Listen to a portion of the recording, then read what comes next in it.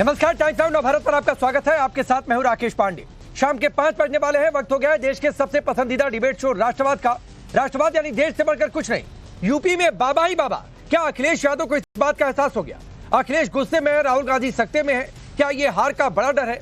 और सबसे बड़ा सवाल कि महाराष्ट्र टू झारखंड नतीजों से पहले रिजॉर्ट और चौपर क्यों बुक होने लगे? यूपी, महाराष्ट्र, झारखंड के चुनावी नतीजे आने में कुछ ही घंटे, करीब 15 घंटों का वक्त बचा है।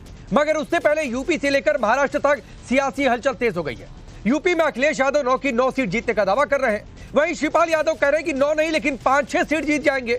जबकि रामगोपाल यादव कह रहे हैं कि 3 सीट पर धांधली हुई है, लिहाजा चुनाव रद्द करा दिया जाए। ऐसे में सवाल है कि सपा के अंदर नतीजों को लेकर इतना कंफ्यूजन क्यों है? सवाल यह भी है कि जीत का दावा करने वाले अखिलेश यादव के पिछले कुछ बयानों से क्या उनकी हार की निराशा झलक रही है? क्या चुनाव रद्द करने की मांग करने वाले रामगोपाल यादव सोच रहे हैं कि इस बार बीजेपी उपचुनाव में एसपी का कहीं सुपड़ा न साफ कर दे? इस बीच चुनाव नतीजों से पहले ही महाराष्ट्र में होटल और चौपर की पॉलिटिक्स शुरू हो गई है। बुक किए जाने लगे हैं होटल और चौपर ताकि विधायकों को टूट फूट से बचाया जा सके। इसी पर करेंगे आज की डिबेट, लेकिन उससे पहले इस रिपोर्ट को देखिए।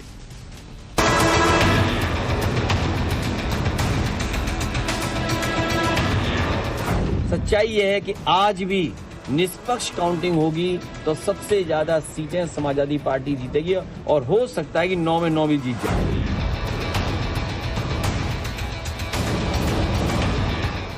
अब टक्कर तो हर जगह है, लेकिन हम लोग समाजवादी पार्टी के लोग 5-6 सीटों पर जरूर जीतेंगे। कांग्रेस के अगुवाई वाले गठबंधन चारों खाने चित होंगे और समाजवादी पार्टी का सुपड़ा उत्तर प्रदेश से साफ होगा। चुनावी नतीजों के आने में अब सिर्फ 15 घंटों का वक्त बचा है। महाराष्ट्र झारखंड से यूपी तक सांसें अटकी है। सवाल है कि क्या महाराष्ट्र झारखंड में हरियाणा जैसा नतीजा आएगा? सवाल सबसे बड़ा यूपी को लेकर है। देश के सबसे बड़े सूबे में वैसे तो सिर्फ 9 सीटों पर उपचुनाव के नतीजे आएंगे, लेकिन ये नतीजे 60 का सवाल बन चुके हैं। 60-27 का सत्ताधीश बनने का सपना देख रहे अखिलेश यादव और 27 में सपा को सत्ता के करीब न भटकने देने का दावा कर चुके योगी आदित्यनाथ के लिए वोटिंग के दिन मीरापुर में हुए पथराव और एसएचओ की पिस्टल के साथ आई तस्वीरों ने माहौल को गरमा दिया है। सपा के महासचिव रामगोपाल यादव तो नतीजों से पहले मीरपुर कुंदरकी और सीसामऊ में चुनाव रद्द किए जाने की मांग कर चुके हैं। रामगोपाल यादव ने सोशल मीडिया पर लिखा, मीरापुर कुंदरकी सीसामऊ में मुस्लिम मतदाताओं को बंदूक की नोक पर मत डालने से रोका गया। ये चुनाव रद्द हो और दोबारा चुनाव अर्धसैनिक बलों की देखरेख में होने चाहिए। रामगोपाल 3 सीटों पर चुनाव रद्द करने की मांग कर रहे हैं, तो शिवपाल यादव 5-6 सीटों पर और खुद अखिलेश यादव 9 की 9 सीटों पर जीत का दावा कर रहे हैं। पार्टी के लोगों ने शासन प्रशासन के द्वारा, पुलिस के द्वारा आधार कार्ड पहले ही छीन लिए गए हैं।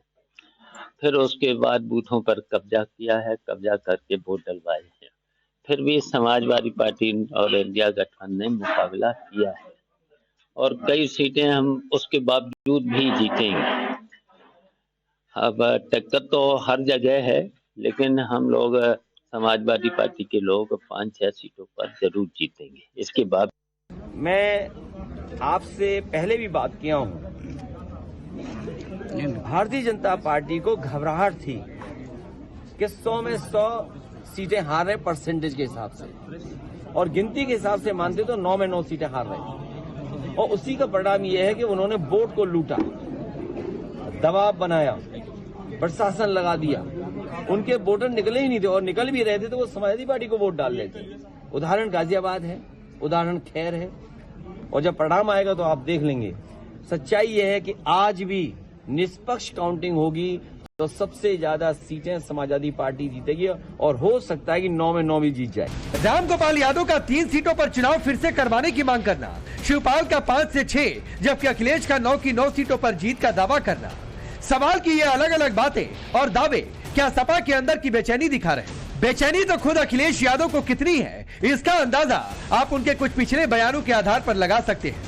पिछले 2-3 दिनों में अखिलेश यादव काउंटिंग में गड़बड़ी का शक जता चुके हैं, वोटों की चोरी की बात कह चुके हैं, सरकारी तंत्र के दुरुपयोग का शक जता चुके हैं, काउंटिंग सेंटरों पर सपा के कार्यकर्ताओं को डटे रहने के लिए कह चुके हैं, सपा के कार्यकर्ताओं से वोटों की निगरानी की अपील कर चुके हैं, सपा के प्रत्याशियों को जीत के सर्टिफिकेट के साथ लौटने का निर्देश दे चुके हैं। निष्पक्ष काउंटिंग में सपा की ही जीत होगी, ऐसा नैरेटिव गढ़ है।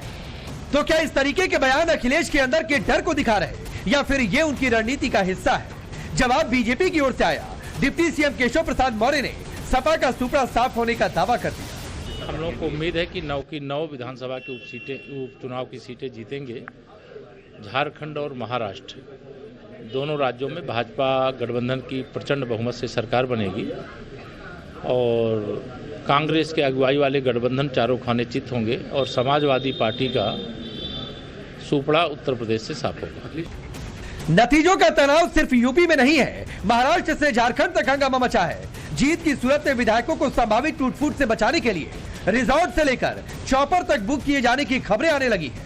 राहुल गांधी इस बार खुद एक्टिव हैं। महाराष्ट्र के कांग्रेस अध्यक्ष नाना पटोले से बात कर चुके हैं, जिसके बाद महाराष्ट्र कांग्रेस की एक बैठक भी हो चुकी है। ये स्वाभाविक है, जिनको अपने विधायकों के ऊपर भरोसा नहीं है और जो जानते हैं कि उनके विधायकों का नेताओं के ऊपर भरोसा नहीं है, वो ऐसे काम करते हैं। उनको ऐसे काम करने की ज़रूरत होती है। लेकिन हमारी यूटी में ऐसी कोई भी कठिनाई नहीं है।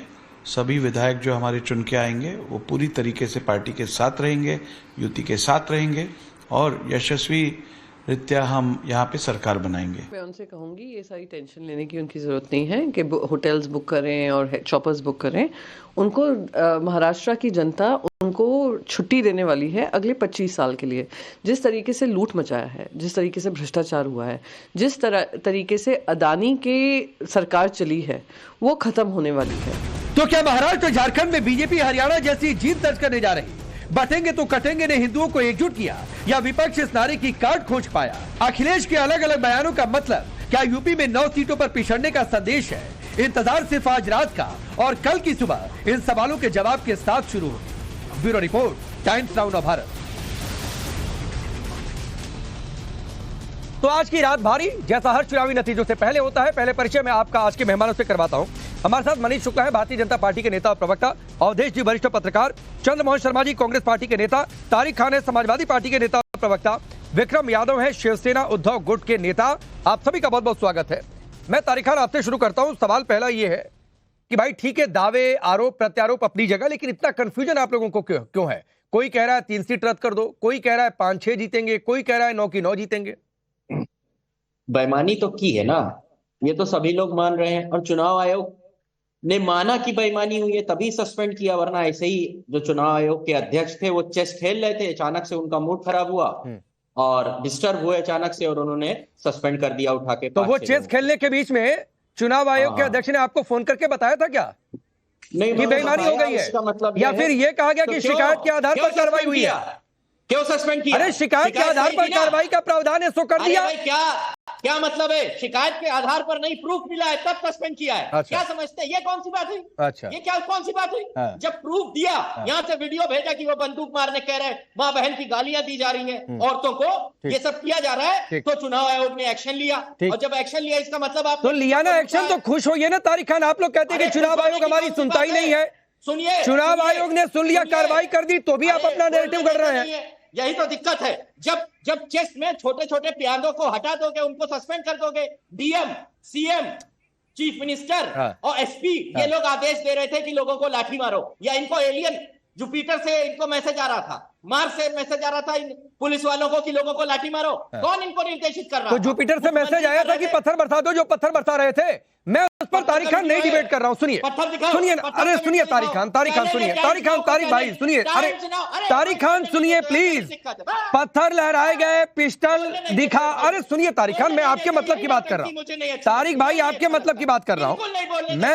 मैं आपको ही बोलने दे रहा हूँ। मैं आप ही के पास हूँ, कहीं और नहीं जा रहा हूँ। मेरी एक छोटी बात सुनिए। पत्थर बरसा, पिस्टल चला, किसका क्या नैरेटिव रहा, मैं उस पर अभी डिबेट नहीं करना चाह रहा हूं। इसलिए नहीं करना चाह रहा हूं कि पिछले 2 दिनों में उसी पर डिबेट हुई है, चर्चा हुई है। मैंने सिर्फ एक लाइन का मेरा सीधा सा सवाल था कि भाई ये इतना कंफ्यूजन क्यों है? कोई कंफ्यूजन नहीं है। लूट की पोलिंग बूथों पे लूट की, बोलने नहीं देना चाहते हैं आप। आपने पोलिंग बूथों को लूटा पुलिस द्वारा, आप लुटेरे हैं, लोकतंत्र के लुटेरे हैं। अब सबसे बड़ा लोकतंत्र दुनिया में, ढिंडोरा मत पीटिएगा, आपने बेइज्जती करा दी भारत के लोकतंत्र की। ये चुनाव इतिहास में भारतीय लोकतंत्र प्रणाली के काला दिवस की तरह मनाया जाएगा, जिस दिन बूथों पे लोगों को बंदूक कट्टा दिखाकर कहा भाग जाओ नहीं गोली मार दूंगा औरतों को। इस तरीके से चुनाव होगा, भारत में कभी ऐसा नहीं हुआ, और हुआ होता तो आरोप लगे होते। तारिक भाई, हुआ होता तो चुनाव आयोग आपने ने एक्शन लिया कहा, होता। तारिक भाई आपने कहा कि वोटों को भारतीय जनता पार्टी ने लूट लिया है, लूट लिया। ठीक, तो इसका मतलब आप लोग एक भी सीट नहीं जीत रहे हैं। आप जान गए?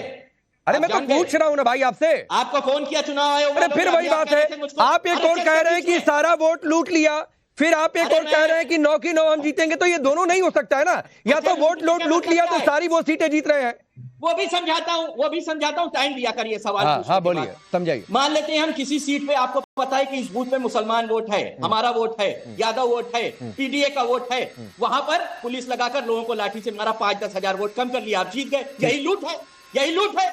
ऐसे लूट रहे हैं आप, लोकतंत्र को लुटेरे हैं, चोर डकैत है।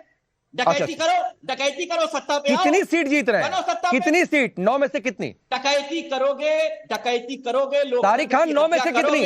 तारिक खान 9 में से कितनी? नहीं करता, 9 में से कोई भविष्यवाणी नहीं करनी। आप कराओ भाजपा से भविष्यवाणी, अभी 9 में बताएंगे 15 जीतेंगे, 50 जीतेंगे, 100 जीतेंगे।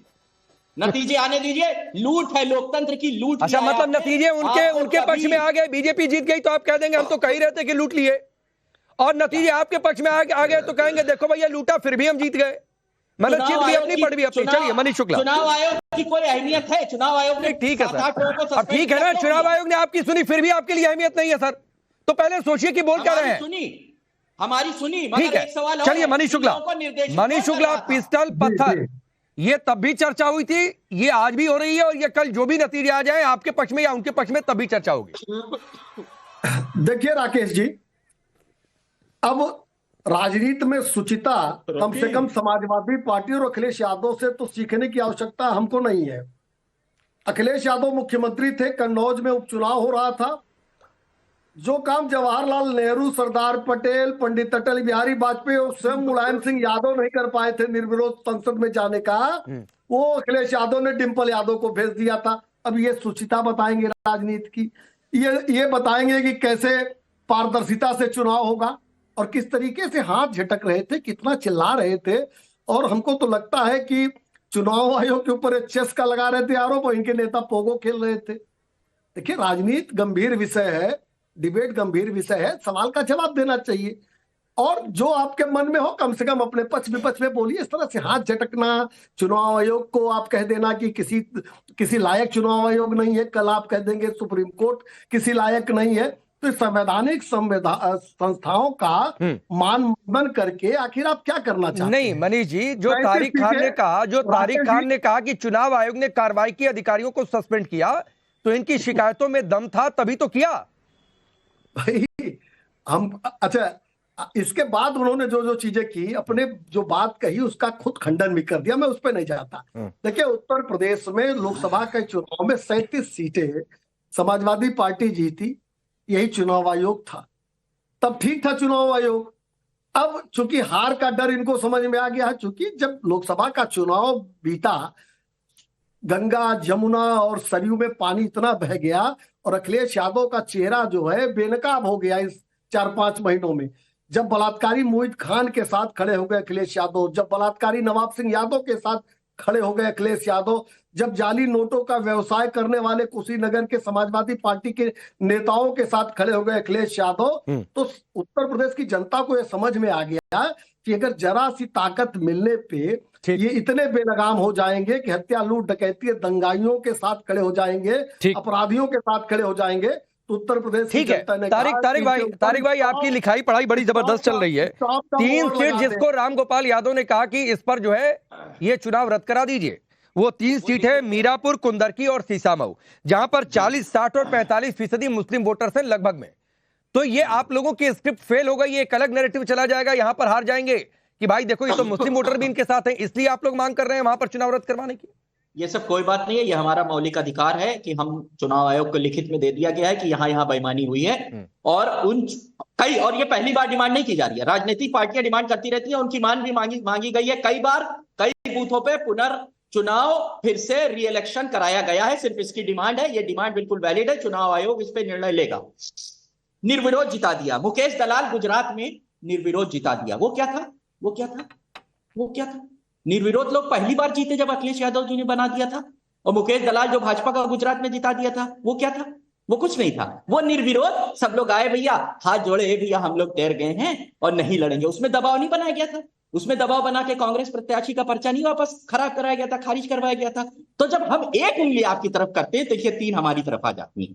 तो जब निर्विरोध की बात करिए तो अपने वाला पहले बता दिया करिए, हमारा वाला बाद में बताया करिए। चलिए 2012 में ये 2012 की परिस्थिति कि जब नॉमिनेशन ही कोई नहीं कर पाया, सिंबल लेकर लखनऊ से चले प्रत्याशी कन्नौज तक नहीं पहुंच पाए, इसका अध्ययन इनका नहीं होगा, इनको जानकारी नहीं होगी, इसलिए मैं इनको कुछ नहीं कह रहा हूं कि सिर्फ प्रत्याशी का नाम वापस ले लेना और नॉमिनेशन करने ही न देना, दोनों में बहुत अंतर है। आप थे वहां। मैं ये मुकेश दलाल का जब नामांकन हो रहा था गुजरात में था वहीं।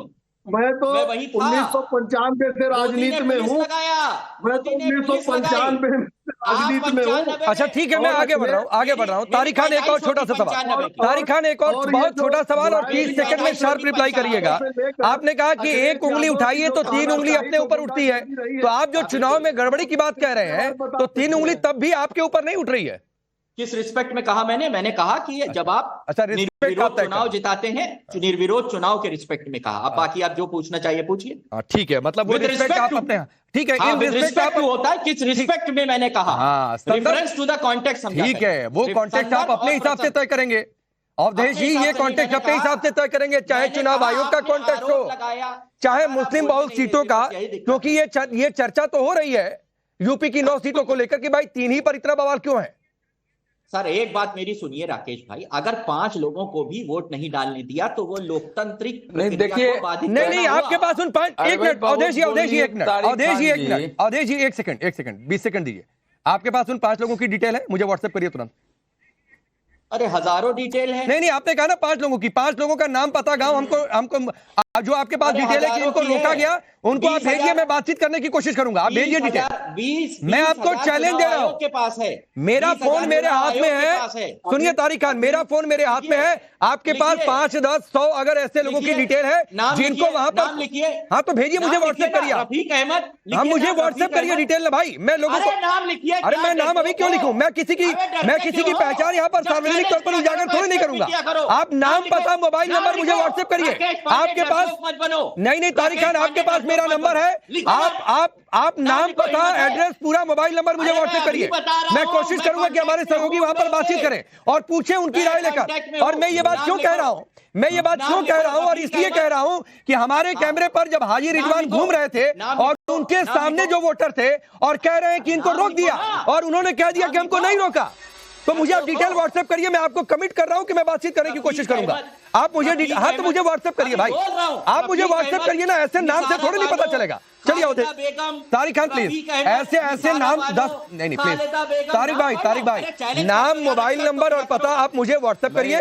किसी की सार्वजनिक पहचान में यहाँ पर उजागर नहीं करूंगा, आप मुझे व्हाट्सएप करेंगे, मैं यहाँ पर बोल दूंगा मुझे डिटेल मिल गई। मैं कोशिश करूंगा कि मेरे सहयोगी उनसे बातचीत करें। राकेश पांडे जानबूझ के ऐसी बातें बोलते हैं कि पूरा डिबेट इन्हीं के इर्द गिर्द हो जाए। नहीं ऐसा नहीं, देखिए ऐसा है कि अब इसका तो कोई उत्तर नहीं है। एंग्री यंग मैन का एक दौर था, भारत की फिल्मों में एंग्री यंग मैन का एक दौर था। अगर समाजवादी पार्टी के प्रवक्ता सब उसी अमिताभ बच्चन के एंग्री यंग मैन की दौर में दौड़ना चाहते हैं तो उनको मुबारक हो, उनको बहुत बहुत शुभकामनाएं।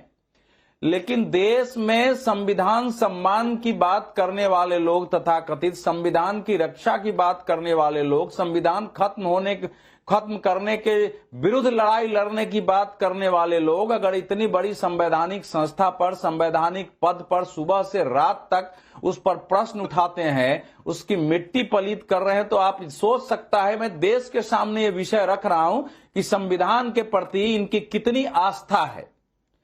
दूसरी बात है कि अगर समाजवादी पार्टी ये तय कर दे कि उसको काउंटिंग करानी है नहीं करानी है, 2 में से एक ही रास्ता हो सकता है।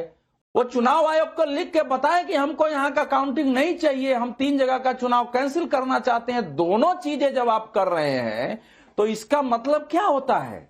इसका मतलब तो यही है कि आप जानबूझ करके अखिलेश जी जैसे इतने बड़े नेता खड़ा होकर प्रेस कॉन्फ्रेंस कर देते हैं, पूरी पार्टी बता रही है कि यहां सारे बेईमानी हो गई है, सब कुछ हो गया है, चुनाव आयोग किसका चलता है। और मनीष जी ने बहुत अच्छा उदाहरण दिया, 2012 में डिंपल जी गई कन्नौज में तो कोई एक उम्मीदवार नहीं पहुंचा, लोगों ने एफआईआर तक दर्ज करने की कोशिश की, एफआईआर नहीं हुआ, लोगों ने रीट डालने की कोशिश की, वहां प्रॉब्लम हुई कि भाई हम तो जा रहे थे नॉमिनेशन देने, हमको देने नहीं दिया गया, निर्विरोध निर्वाचित हो गई। तो वो भी एक दौर था वो समाजवाद। इस समय की परिस्थिति यह है कि कुछ क्षेत्रों में यद्यपि मुस्लिम वोटों को अपने पक्ष में करने के लिए फंडामेंटलिस्ट फोर्सेस को जितने बढ़ावा दे सकते थे दिया है, लेकिन स्थानीय उम्मीदवारों ने जो कुछ काम किए हैं उसके आधार पर ऐसा लग रहा है कि जितनी वोट हमको शायद चाहिए था उतनी नहीं मिली है। ठीक है, ठीक, जीत हार होगी तो शायद कम ज्यादा से ठीक है। अवधेश जी मैं आऊंगा, लेकिन देखिए अगर देश का वातावरण, राकेश जी महत्व का विषय यह है न, सुना पूरी पंक्ति, एक चुनावी प्रक्रिया एक संपन्न हो चुकी है। अगर देश की ऐसी बड़ी पार्टियां खड़ा होकर पूरी चुनावी प्रक्रिया पर, पूरे चुनाव आयोग पर, पूरी सरकारी मशीनरी पर, कल इनको भी सत्ता में आना है, वही पुलिस प्रशासन रह रहेगा। अगर इस ढंग से खलनायक बनाते नहीं, और अभी मैं चर्चा करूंगा। अभी राम गोपाल यादव ने जो बयान दिए हैं वो कई बड़े विवादित बयान है। वो बांग्लादेश से तुलना कर रहे हैं मीरापुर कुंदर की कि इस तरीके से वहां पर चुनाव कराए गए। बहुत सारी बातें उन्होंने बड़ी गंभीर कही है, मैं उस पर आऊंगा। मैं चंद्रमोहन जी थोड़ा सा महाराष्ट्र झारखंड की बात कर लें। ये जानकारी मिली है कि वहां पर आप लोग होटल और चॉपर भी बुक करवा रहे हैं, क्या बड़ी बैठकें भी हो गई हैं?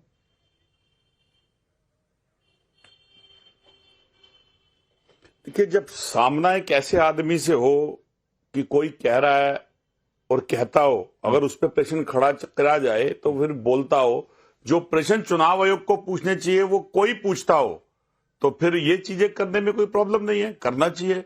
क्योंकि राजनीति बहुत गंभीर विषय है, मेरे मित्र बोल रहे थे, उसमें सवाल का जवाब तो मिलना चाहिए।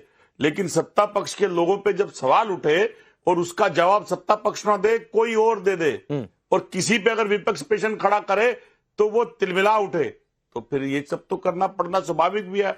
और ऐसा क्या है कि चुनाव प्रणाली में हर बार चुनाव होता है और हर बार उस चुनाव प्रणाली के अंदर कई प्रश्न खड़े हो जाते हैं और उन सवालों का जवाब कभी नहीं मिलता।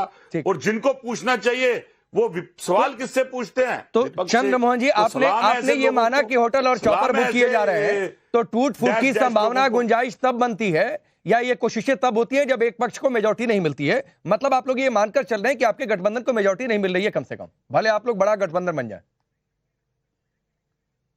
अरे चिट भी आपकी, पट भी आपकी, अंटा भी आपका। अभी आप कल रिजल्ट आएगी तब आपसे बात करेंगे। अरे तो मैंने भी तो एक सवाल पूछा ना एंटीसिपेशन के आधार से पहले, अगर उसके ऊपर संशय, मैं दे रहा हूं ना आपको जवाब, मैं दे रहा हूं, अगर उस पर संशय उठता है और संशय का जवाब ना मिले हर बार, तो फिर प्रश्न कैसे, कौन नहीं खड़ा करेगा प्रश्न खड़ा। अगर पुलिस वाले अगर पकड़ के रिवॉल्वर दिखा के जाने वाले को रोकेंगे और आप जैसे व्यक्ति, फिर मैं आपसे, आप मजबूरी में निकल ही जाएगा, फिर आप कहोगे मेरे को। अच्छा, मैं आपको सुनवाई दूंगा, रुक जाइए। नहीं ठीक है, मैं नहीं चाह रहा था, क्योंकि कल हमने रिपोर्ट दिखाई थी। जरा हाजी रिजवान का निकाल कर रखिएगा वो पूरा सीक्वेंस, मैं सुनवाऊंगा। एक विक्रम जी की भी बातचीत हो जाए। नहीं, आपने जो रोकने की बात कही है ना, तारिक खान ने भी कही, नतीजे कल आएंगे, वोट पड़ चुके हैं, वो मैं सुनवाऊंगा। ठीक है, आपने पिस्टल की, मैं तो आपसे यूपी पर सवाल भी नहीं पूछा था चंद्रमोहन जी, आपसे यूपी पर मैंने सवाल भी नहीं पूछा था। विक्रम भाई, आप लोगों के सामने चुनौती बहुत ज्यादा है, क्योंकि ये चुनाव जो नतीजे कल आएंगे, इससे ये भी तय होगा कि असली शिवसेना किसके पास है, जनता किस पर मोहर लगा रही है। अगर अभी होटल चॉपर बुक हो रहे हैं तो इसका मतलब कि आपके मेजॉरिटी को क्या गठबंधन नहीं आ रहा है, या फिर ये एक एहतियातन कदम है?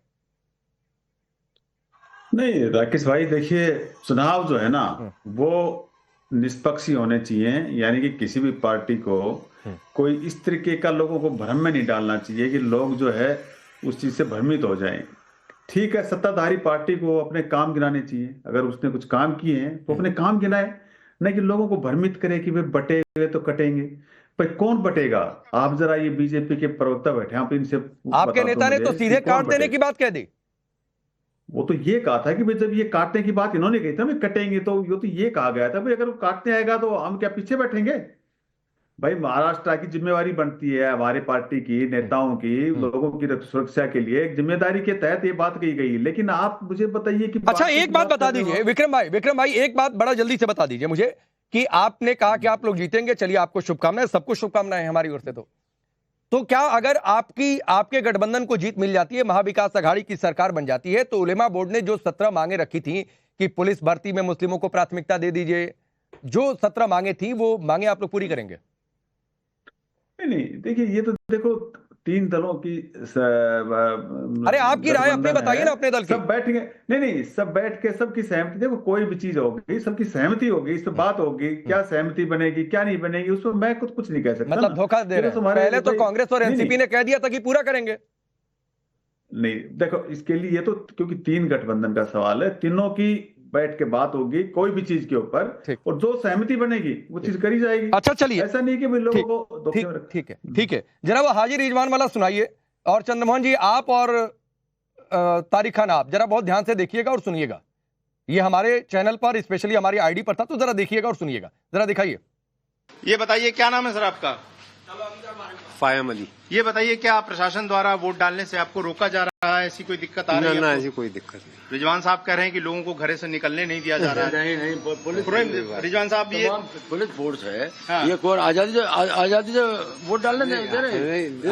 पर्ची लाल पर्ची से खाली वोट पड़ रहा है, दूसरी पर्ची को रोक रहे हैं। हमें तो ना पता खैर पर्ची कौन सी है, मगर वैसे कोई सख्ती नहीं है। तो एक बार शाही का निशान दिखा दीजिए। शाही का निशान है। क्या नाम है आपका? वाजिद अली। वाजिद जी ये आपके यहाँ के स्थानीय प्रत्याशी हैं, इनका तमाम वीडियो गया, चुनाव आयोग को शिकायत की कि वोटर्स को वोट डालने में दिक्कत आ रही है, प्रशासन जाने नहीं दे रहा, इसमें आप लोग को क्या आपको कहना है, ऐसी कोई दिक्कत है? मैं तो गया तो डाल कर आ गया। अब बोलिए तारिक खान, आपको 30 सेकंड देता हूं, कोई बीच में नहीं आएगा। हाजी रिजवान सामने थे, उनके सामने ही पूछा गया है, मुस्लिम वोटर भी थे। अब बोलिए। आवाज अनम्यूट करिए, नहीं आवाज आ रही है आपकी। तकरीबन 20-25 लोग खड़े हुए हैं और पुलिस वाले उनको रोक रहे हैं, भगा रहे हैं कि भागो वोट नहीं डालने दे। ठीक, अब मैं कह रहा हूं, मान लेते हैं हमने ये तो नहीं कहा कि आपने 0 वोट डालने दिया है, आपने वोट डालने दिया। अरे भाई हाजी रिजवान सामने से कह रहे हैं कि इनको जबरदस्ती की गई है, सख्ती की गई है, अब आदमी मना कर दिया।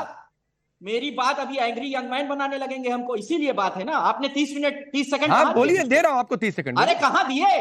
7 सेकंड दिए। अब बोलूं, मैं ये कह रहा हूं, सीधी सी बात कह रहा हूं, हमने ये नहीं कहा कि आपने 0 वोट डालने दिया, वरना तो पोलिंग ही 5% होती। पोलिंग हो रही है 50%, 60%। आपने चिन्हित किया, डीएम ने चिन्हित किया, एसपी ने चिन्हित किया, बताया, और योगी को फोन करके बताया, साहब ये बूथ है, यहां पर रोक लो। हमने लिखित में चुनाव आयोग को दिया है 52 बूथ पे कि फिर से चुनाव कराओ, श्यामलाल की तरफ से, प्रदेश मनीष भाई 20 सेकंड में रिप्लाई करिए। देखिए राकेश जी, समाजवादी पार्टी से लेकर अखिलेश यादव तक सबको ये पता चल गया है कि जो उन्होंने पीडीए का मुलम्मा बनाया था वो उसका रंग उतर गया है, और हार के डर से इस तरह की बयानबाजी कर रहे हैं। आपने कैमरे में दिखा दिया कि जिसको प्रत्याशी कह रहा है वोट नहीं देने दिया जा रहा है, वही व्यक्ति कह रहा है वोट हम देकर आए हैं, तो इसके बाद भी इनको संतुष्टि नहीं मिलेगी। नहीं ठीक है, संतुष्टि का सवाल और नतीजा सब कुछ कल तय हो जाएगा। और आपको बता दें कि सुबह 6 बजे से बड़ी कवरेज और 8 बजे से सबसे तेज नतीजे जो है आपको टाइम्स नाउ नवभारत पर पूरे सटीक विश्लेषण के साथ देखने को मिलेंगे। आप सबका बहुत बहुत शुक्रिया।